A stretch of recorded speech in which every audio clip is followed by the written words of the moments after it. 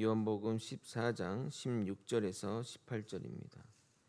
신약성경 172면 요한복음 14장 16절에서 18절입니다.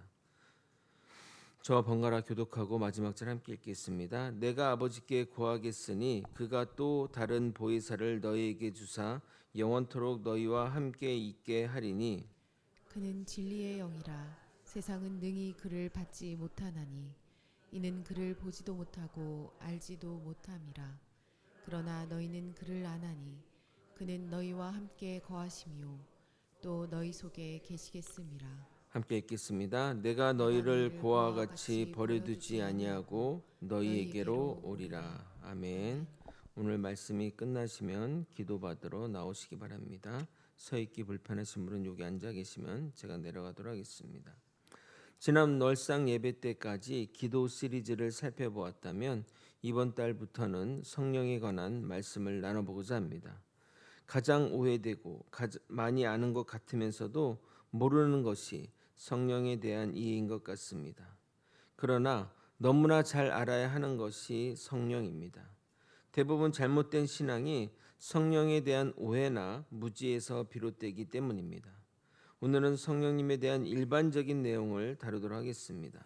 성령님은 어떤 분이시며 성령님이 하시는 일과 역할, 그리고 우리에게 성령님이 얼마나 중요한지 성경 말씀에 근거하여 살펴보도록 하겠습니다. 오늘도 말씀으로 삼위일체 하나님을 알아가는 우리 모두가 되길 예수 그리스도 이름으로 소원합니다.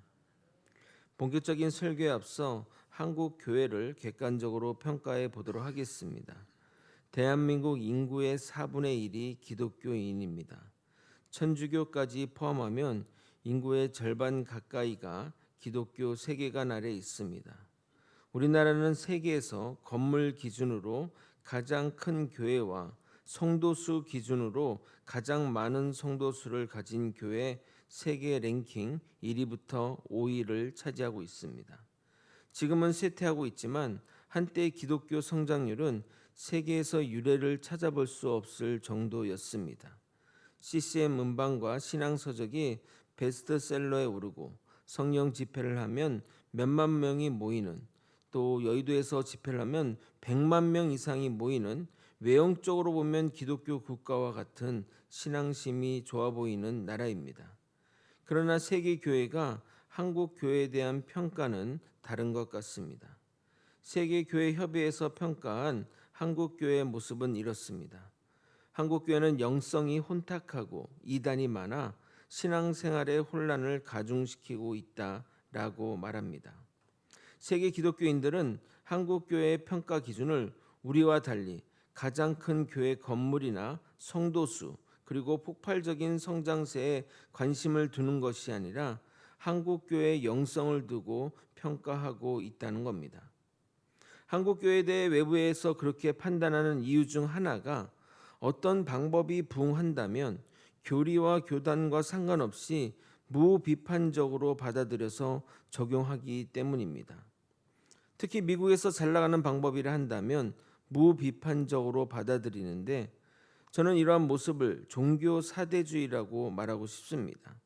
장로교, 침례교, 감리교, 하나님의 성회 등 종파에 상관없이 모든 외국에서, 특히 미국에서 부흥하는 교회가 하는 방법을 검증 없이 받아들입니다.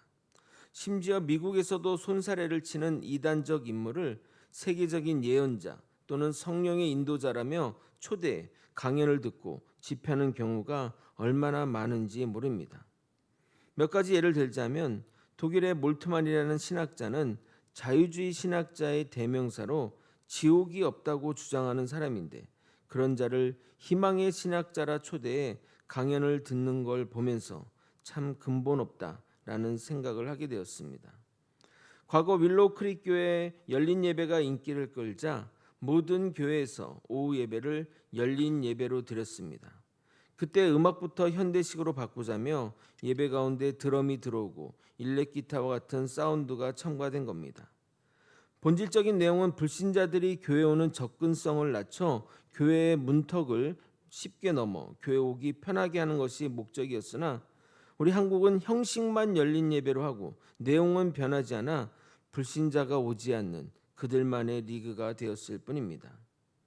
또 다른 예로 미국의 조엘 오스틴 목사의 교회가 부흥하자 그가 쓴 긍정의 힘은 모든 교회의 필독서가 되었고 교회마다 그 책을 가지고 공부하고 또 교회 내에 적용하려고 노력했습니다.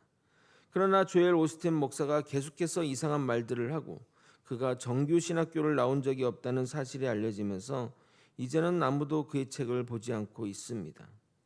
마지막으로 하나만 더 이야기하자면 이것은 정말 웃지 못할 이야기입니다. 미국에서 셀 처치가 유명하자 교회마다 셀 처치를 도입했는데 이것의 원조는 한국 순복음교회 구역 모임이었습니다. 순복음교회가 엄청난 부흥을 하자 미국에서 이것을 배워 자신들의 교회에 적용했는데 다시 한국에서 미국의 것을 수입하는 웃지 못할 상황이 벌어진 겁니다. 그때 미국 교회는 왜 한국에서 이 셀처치를 배우겠다고 미국으로 오는지 이해가 안 된다고 말했을 정도입니다. 이제 본격적으로 성령님에 대해 말씀드려 보겠습니다. 기독교인의 정신을 이해하려면 영성을 이야기하지 않을 수 없습니다. 영성은 하나님과 우리의 관계를 말하는 총체적인 표현으로 영성이 어떠한가 따라서 그 교회가 어떠한지 그 교회의 미래를 판단해 볼 수도 있습니다. 그런데 이 영성은 성령님의 이해가 반드시 필요합니다. 기독교의 정신은 성령에 대한 이해를 기반으로 하여야 하기 때문입니다. 그런데 우리가 이해하는 성령의 이해는 무엇일까요? 먼저 성령에 대해 아주 잘못된 주장이 몇 가지가 있는데 그것들을 먼저 말씀드려 보도록 하겠습니다. 첫 번째는 하나님은 아버지이고 성령님은 어머니이다. 그래서 성부 하나님과 결혼해 낳은 아들이 예수님이다 라고 말하는 종교가 있는데 말도 안 되는 이야기입니다. 두 번째로 성령을 성부 하나님과 성자 하나님의 하위 개념으로 이해하는 종교도 있지만 이 또한 말도 안 되는 겁니다. 마지막으로 자신이 성령이라고 말하는 사람이 있습니다. 신천지 교주 이만희는 자신을 보혜사라고 소개하는데 이 모든 것이 다 이단이니 그런 이야기를 하는 사람이나 교회가 있다면 절대 나아가서는 안 될 것입니다. 왜냐하면 성령님은 영이시며 또한 삼위일체 하나님이십니다. 성령을 정확히 이해하려면 우리는 삼위일체를 이해해야 됩니다. 삼위일체를 한마디로 정의하자면 성부 하나님, 성자 예수님, 성령 하나님이 한 분 하나님이라는 것입니다. 그러나 신명기 6장 4절에는 하나님이 유일하신 하나님이라고 말하고 또 성경에 보게 되면 하나님도 나오고 예수님도 나오고 성령님도 각각 나옵니다. 그리고 세 분이 다 하나님이라고 하니까 혼란스러운 겁니다. 인간의 개념 그리고 인간이 가지고 있는 어떤 것으로도 삼위일체는 이해할 수 없습니다. 삼위일체는 믿고 고백한 거지 논리적 근거를 가지고 이해해서 말하는 것이 아닙니다. 그러다 보니 삼위일체를 설명하려고 하다 보면 다 틀리게 되는 겁니다. 그러므로 이해하려고 하지 마시고 삼위일체를 그냥 믿으시기 바랍니다. 여러분들이 삼위일체를 모른다고 해서 천국 가는 데는 전혀 지장이 없습니다. 그냥 간단하게 성부 하나님, 성자 예수님, 성령 하나님이 모두 동일하시지만 각각의 인격체이지만 한 분 하나님이다 라고 고백하며 믿으면 되는 겁니다. 나중에 이것에 대해 또 자세히 다룰 기회가 있을 겁니다. 성경을 보면 각 시대마다 그러나 성경을 보게 되면 각 시대마다 두드러지게 역사하시는 각각의 하나님이 계십니다. 구약 시대에는 성부 하나님이 두드러지게 나타나시고 신약 시대에는 성자 예수님이 나타나시고 그리고 승천 이후에는 성령 하나님이 중요하게 대두됩니다. 우리는 승천 이후의 삶을 살기에 성령님을 가장 중요하게 알아야 하는 겁니다. 예수님은 요한복음 3장 5절에서 이렇게 말씀합니다. 사람이 물과 성령으로 나지 아니하면 하나님의 나라에 들어갈 수 없느니라 라고 하시며 성령으로 거듭나야만 하나님 나라 천국에 들어간다고 강조하고 계십니다. 사도행전 1장을 보게 되면 예수님이 승천하시기 전에도 성령을 기다리라고 거듭 말씀하고 계십니다. 사도행전 1장 4절입니다. 사도와 함께 모이사 그들에게 분부하여 이르시되 예루살렘을 떠나지 말고 내게서 들은 바 아버지께서 약속하신 것을 기다리라. 하나님 아버지께서 약속하신 것이 바로 성령이십니다. 그러므로 우리 또한 성령 받기를 기다려야 합니다. 이것뿐 아니라 성령님은 하나님이 우리 인간을 창조할 때 함께 계셔서 우리를 인간되게 만드신 하나님이십니다. 창세기 2장 7절을 보게 되면 흙으로 사람을 빚으시고 생기를 그 코에 불어넣었다고 말하고 있습니다. 창세기 2장 7절입니다. 여호와 하나님이 땅의 흙으로 사람을 지으시고 생기를 그 코에 불어넣으시니 사람이 생명이 된지라. 여기서 생기란 히브리어로 푸뉴마, 즉 하나님의 영을 의미합니다. 고무풍선에 바람을 넣는 것 같이 인간 육체에 공기를 넣어 사람이 된 것이 아니라 하나님의 영, 즉 성령을 불어넣음으로써 생명이 되었다고 말씀하고 있습니다. 또한 로마서 8장 9절은 이렇게 말합니다. 누구든지 그리스도의 영이 없으면 그리스도의 사람이 아니라. 그러므로 그리스도인은 성령 하나님과 하나 되어 성령을 받은 자를 말하는 겁니다. 그런데 만약 우리에게 성령이 없다면 우리는 어떤 존재입니까? 진흙과 다를 바가 없는 존재입니다.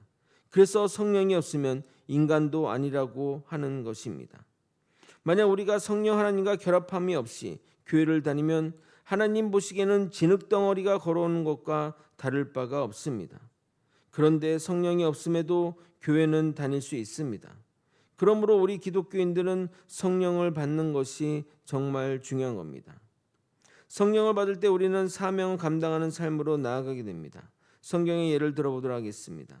제자들은 예수님과 3년 같이 다니며 먹고 자며 예수님의 이적과 가르침을 옆에서 지켜보고 들었습니다.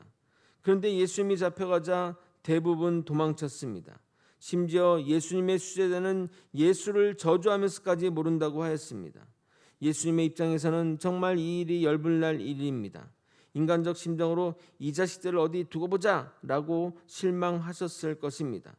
그러나 그랬던 제자들이 오순절 마가의 다락방에서 성령을 받고 나서는 180도로 바뀌게 됩니다. 성령 받은 제자들 대부분이 순교했으며 베드로는 나 같은 자가 예수와 같은 형태로 십자가에 매달릴 수 없다고 거꾸로 매달려 순교하기에 이르릅니다. 이렇게 거듭남은 성령을 통해서만 가능하니 성령 받는 것이 얼마나 놀라운 일인지 모르겠습니다. 그러기에 신앙생활에서 가장 중요한 것은 성령을 받는 것이라 하겠습니다. 그럼 여기서 우리는 이런 질문을 던져야 됩니다. 성령은 어떻게 받는가요? 먼저 오늘 본문을 읽어보도록 하겠습니다. 여러분이 다시 한번 읽겠습니다. 시작. 내가 아버지께 구하겠으니 그가 또 다른 보혜사를 너희에게 주사 영원토록 너희와 함께 있게 하리니 그는 진리의 영이라. 세상은 능히 그를 받지 못하나니 이는 그를 보지도 못하고 알지도 못함이라. 그러나 너희는 그를 아나니 그는 너희와 함께 거하시며 또 너희 속에 계시겠음이라. 내가 너희를 고아와 같이 버려두지 아니하고 너희에게로 오리라. 본문이 말하는 바는 하나님이 우리에게 성령을 보내주시겠다는 겁니다. 즉 우리가 노력하고 애쓰고 원한다고 해서 성령이 임하는 것이 아니라 하나님이 보내셔야만 우리가 성령을 받을 수 있다는 겁니다. 물론 우리가 성령 받기를 간절히 원하면 그러한 것이 참작이 되겠지만 내가 원하는 것이 주요한 이유가 되지 않습니다. 가끔 유명하고 대단한 목사님이 안수하면 성령을 받는다고 하는데 절대 그렇지 않습니다. 목사가 안수기도해서 성령 받으면 그 목사가 성령을 움직이는 사람이라는 말입니까? 말도 안 되는 것입니다. 또한 어느 성령 집회 가서 성령 받으라 라고 하고 기도하면 성령 받는다고 하는데 아니 무슨 성령이 야구공입니까? 절대 그런 식으로 받을 수도 없고 그래서 받아진다면 정말 이상한 것입니다. 물론 안수 과정 가운데 성령을 받기도 합니다. 그러나 본인이 성령을 사모하고 성령님이 내 안에 거하기를 원하셔서 기도 가운데 그런 일이 벌어지는 것이지 안수 기도를 했다고 성령이 내 안에 거하는 것은 아닙니다. 그리고 또 하나 착각하는 것은 성령을 한 번 받으면 영원히 우리와 함께 하신다고 생각하는 겁니다. 마치 운전면허증처럼 한 번 따면 운전을 안 하고 장롱에 넣어두어도 자격증 있는 사람은 언제든 운전할 수 있듯이 그렇게 생각하는데 성령은 그렇지 않습니다. 성령은 소멸되기도 합니다. 데살로니가전서 5장 19절 성령을 소멸치 말며 라고 말하고 있습니다. 우리가 죄악 가운데 머물며 죄를 사랑하면 성령님은 우리 안에 계실 수가 없습니다. 또한 우리가 성령님과 동행하는 삶을 살지 않고 기도하지 않으며 신앙생활을 제대로 하지 않으면 자신도 인식하지 못하는 사이에 성령님은 소멸되어 버리십니다. 마치 핸드폰 배터리처럼 쓰지 않고 놔두면 저절로 방전되는 것과 똑같다고 보면 됩니다. 그러기에 성령 충만하기를 충전하듯이 계속 성령님과 동행하며 성령님을 갈구해야만이 우리 안에 성령 충만함을 누리고 누릴 수 있는 것입니다. 그러면 성령님이 내 안에 계시는지 어떻게 알 수 있을까요? 관심법으로 봐야 보이는 것일까요? 아니면 어떤 교단이 말하듯이 방언이 성령 내주의 증거입니까? 그럼 평생 방언을 못하는 분은 어떡합니까? 성령이 내 안에 계시면 성령님은 가만히 계시는 분이 아닙니다. 먼저 나를 변화시킵니다.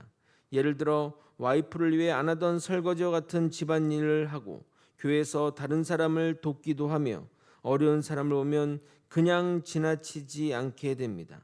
그리고 마음에 기쁨과 온유함이 넘치며 세상에 줄 수 없는 평안함이 가득하게 됩니다. 그래서 자연스럽게 성령의 열매들이 맺히게 되는 겁니다. 반대로 내가 말만 하면 집안과 직장과 분란이 나고 내가 가는 곳에 싸움과 다툼이 있다면 본인에게 성령이 계신지 심각하게 판단해야 할 것입니다. 또한 성령님이 내 안에 계시면 예수를 주라 고백할 수 있게 되고 성경 말씀이 믿어지며 이러한 예배 가운데서도 말씀을 들으며 은혜를 받게 됩니다. 고린도서 12장 3절 이렇게 말합니다. 성령으로 아니하고는 누구든지 예수를 주시라 할 수 없느니라. 그러므로 여러분이 진심으로 예수님을 주님이라 고백하신다면 여러분 안에는 분명히 성령님이 내주하고 계십니다. 여러분이 성령에 대한 바른 이해를 위해 20세기를 대표하는 성령의 사람을 소개해 드리도록 하겠습니다.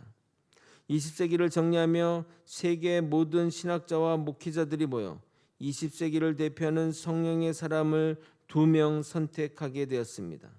한 분은 흑인 인권 운동가 마틴 루터킹 목사님이고 또 다른 한 분은 인도에서 선교사로 평생 가난한 사람을 위해 살았던 마더 테레사입니다. 오늘은 마더 테레사 수녀님 이야기를 하도록 하겠습니다. 그녀는 1910년 8월 26일 알바니아계 유고인으로 태어나 18세에 인도에 선교사로 가게 됩니다. 처음에는 성 마리아 학교에서 주로 교사로 일했습니다. 그러다 1946년 기차를 타고 가다 병들고 약한 자들을 도우라는 하나님의 소명을 받고 평생 빈민과 죽어가는 병자들과 굶어 죽어가는 어린이들을 위한 삶을 살았습니다. 인도는 종교적인 배타성과 민족주의가 강한 나라인데 그녀는 정말 인도인으로 살게 됩니다. 빈자들을 실질적으로 도움을 주고자 1948년 수도복을 벗고 간호학을 배운 다음 1950년 사랑의 성교회를 세우게 됩니다. 그녀가 평생 빈민과 환자와 어린아이들을 위해 살아왔는데 1979년 그 공을 기려 노벨 평화상을 수여하게 됩니다. 그때 어떻게 그러한 삶을 살았냐고 기자가 물어보자 그녀는 이렇게 답변했다고 합니다. 성령님은 나를 내 마음대로 살게 내버려 두지 않았습니다. 이것이 바로 성령님이 내주하는 증거입니다. 성령님은 내 마음대로 살도록 내버려 두지 않습니다. 그러던 중 1996년 11월 23일 테레사 수녀님은 심장병으로 병원에 입원하게 됩니다. 그러나 그녀는 의사의 치료를 거부하며 한 말이 유명합니다. 가난한 사람은 병원 구경도 못하고 죽어가는데 왜 나는 이토록 극진한 대우를 받아야 합니까? 라며 수술을 거부하게 됩니다. 가난한 사람들을 위해 평생 살았는데 자신은 죽음의 순간에 그들과 다른 대우를 받는 것에 과감히 생명을 포기하기에 이르게 됩니다. 그러나 2번의 발작 이후 정부의 지속적인 요구와 교황의 요청으로 수술을 받지만 1년이 채 지나지 않아서 이듬해 사망하고 말입니다. 우리는 병원에 아는 의사가 있어서 빨리 치료를 받는 것이 은혜라고 생각하지만 마더 테레사는 그들을 위한 삶을 살았다면 그들과 함께 죽음도 함께 해야 된다고 생각하고 실천했던 것입니다. 그녀가 그런 삶을 살게 된 것은 바로 성령님 때문입니다. 1997년 9월 5일 그녀가 사망했을 때 혈통적 차이와 종교적 차이가 있음에도 불구하고 인도 국회는 국무회의를 중단하고 국장을 선포하여 애도하였습니다. 그녀의 유해는 생전에 가난한 이들과 함께했던 테레사 수녀의 집에 안장되었습니다. 묘비명에는 이렇게 간단히 성경 구절만 적혀 있습니다. 요한복음 15장 21절 내가 너희를 사랑하같이 너희도 서로 사랑하라.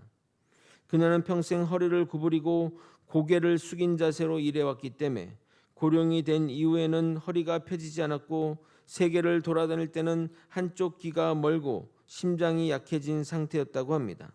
그럼에도 힘든 육체를 이끌고 평화와 나눔을 호소하기에 전 세계를 돌아다녔습니다.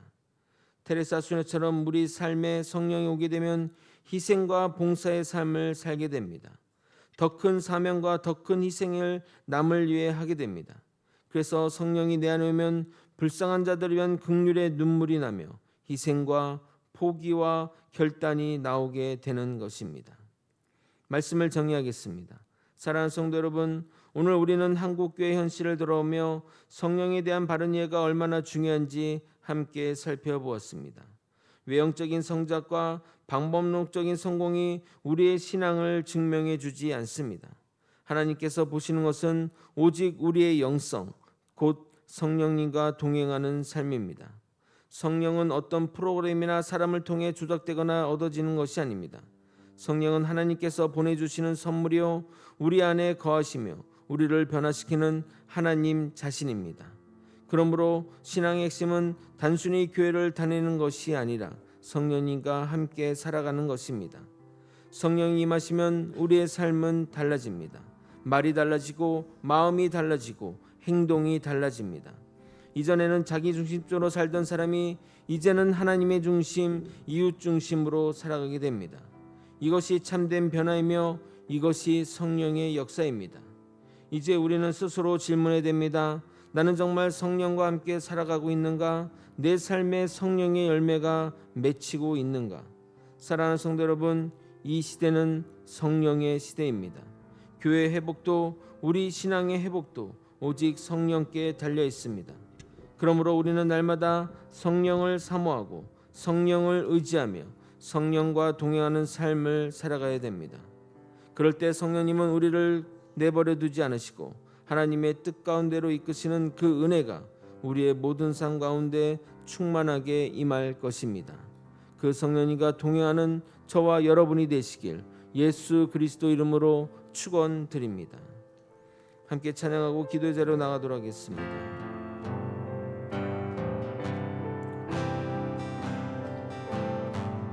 오소서 진리의 성령님,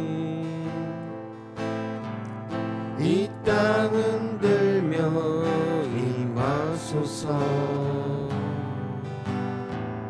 거짓 같으며 죄악에 무너진 우리 가슴 젊게 하소서. 오소서 은혜의 성령님, 오소서 은혜의 성령님, 하늘 가르고 임하소서. 거룩한 불꽃 하늘로서 임하사 타오르게 하소서. 주 영광 위해 불길 타오르게 하소서. 진리의 말씀 이 땅 새롭게 하소서. 은혜의 강물 흐르게 하소서. 성령의 바람 이 땅 가득 불어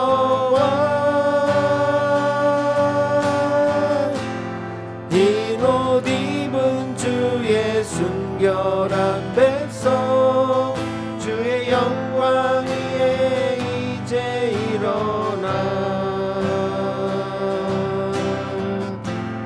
열방을 치유하며 행진하는 영광의 그날을 주소서. 공의 불길 타오르게 하소서. 우흥의 불길 타오르게 하소서. 진리의 말씀 이 땅 새롭게 하소서. 은혜의 강을 흐르게 하소서. 성령의 바람 이 땅 가득 불어와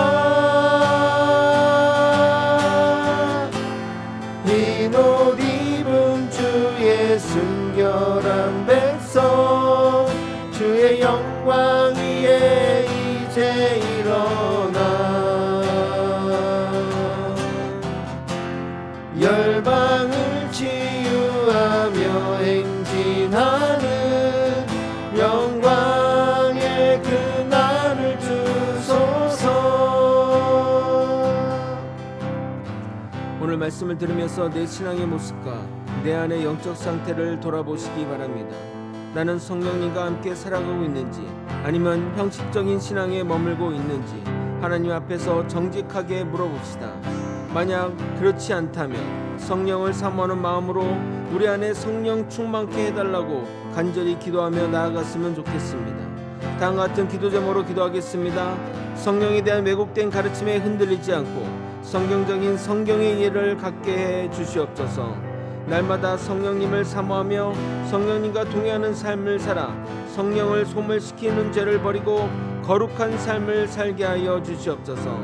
사랑과 온유 성경 같은 성령의 열매가 삶 가운데 나타나 성령의 능력으로 복음을 증거하고 하나님이 맡기신 사명을 감당하는 자 되게 하여 주시옵소서. 다 함께 주님의 이름 부르짖고 이렇게 기도하다가 자유롭게 집으로 돌아가도록 하겠습니다. 안주 기도 받을 분은 앞으로 나와주시기 바랍니다. 주님의 이름 기도받고 통성으로 기도하시겠습니다. 주여 하나님 아버지 하나님 아버지 하나님의 은혜 가운데 살아가는 우리가 되게 도와주시고 언제나 우리의 마음과 하나님의 뜻 가운데 살아가는 우리가 될 수 있도록 이끌어주시고 인도하여 주옵소서. 아버지여 우리가 잘못된 가르침에 왜곡된 아버지의 삶을 살지 않게 도와주시고 성경적 이해와 성경적 가르침을 따라 살아가는 우리가 될 수 있도록 도와주옵소서. 날마다 성령을 사모하며 성령이가 동행하는 삶을 살아 성령을 소멸시키는 죄를 버리고 거룩한 삶을 살게 하여 주옵소서. 사랑과 온유와 성령 같은 성령 열매가 삶 가운데 살아나 성령의 능력으로 복음을 증거하며 하나님의 능력으로 사명을 감당하는 우리가 되게 도와주시옵소서. 하나님 아버지 붙들으시고 하나님의 은혜 가운데 살게 하여 주옵소서. 하나님의 큰 은혜 가운데 살게 도와주시옵소서. 성령에 대한 왜곡된 가르침을 흔들리지 않고 성령의 바른 이해를 가지는 믿음을 가지게 도와주시옵소서. 그래서 날마다 성령님을 사모하며 성령님과 동행하는 삶을 살아 성령을 소멸시키는 죄를 버리고 거룩한 삶으로 나아가는 우리가 되게 도와주시옵소서. 우리 가운데 사랑과 온유와 성경 같은 성령의 열매가 삶 가운데 나타나게 하여 주옵시고 성령의 능력으로 복음을 증거하며 하나님의 사명을 끝까지 감당하는 우리 모두가 될 수 있도록 이끌어 주시옵소서. 오직 주님만 의지하며 주님만 바라보겠습니다.